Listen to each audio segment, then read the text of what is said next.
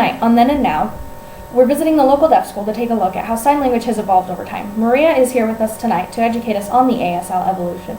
Maria, would you mind telling us about how the physical movements of sign language have changed over time?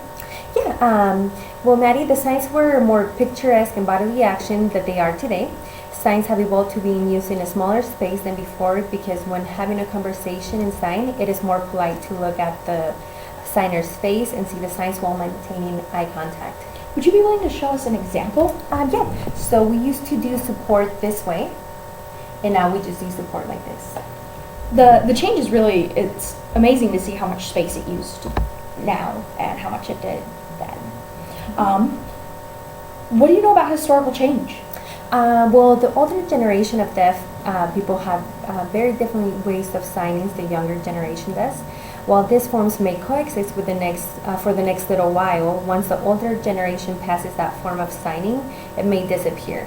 The older generations don't always accept the new signs, and if an older form of sign is brought to the group of young and deaf individuals, they may discourage the person who used the sign from using it. That's interesting to hear about. So I know that over the years there have been different methods of sign language, but what are the differences between the main two types?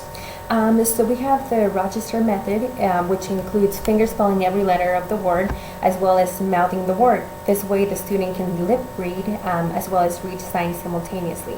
This system is midway between the oral and the manual approaches of communication, and this method is not to be confused with the combined method. This method is referred to as combined because it is an approach that puts together the English and the French mode of instruction. The focus of this method is for the child to use the approach they prefer instead of having the method fit the child.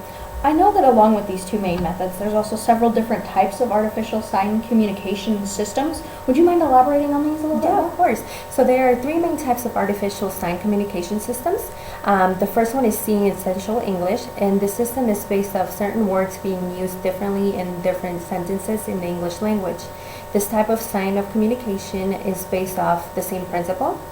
And then the next is the Signing Exact English, and this system follows basic ASL rules and then adds new signs for pronouns and suffixes.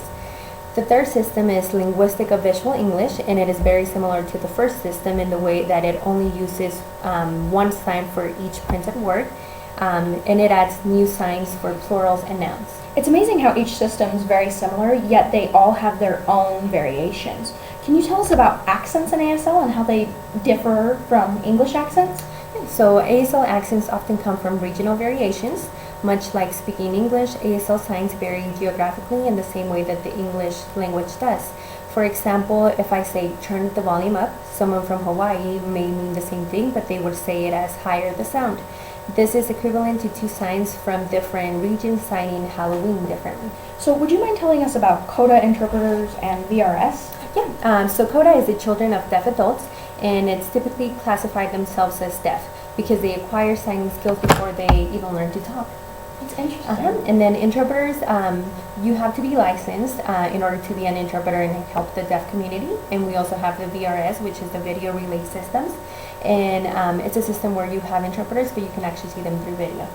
Okay, thank you very much for all your time tonight. Thank you.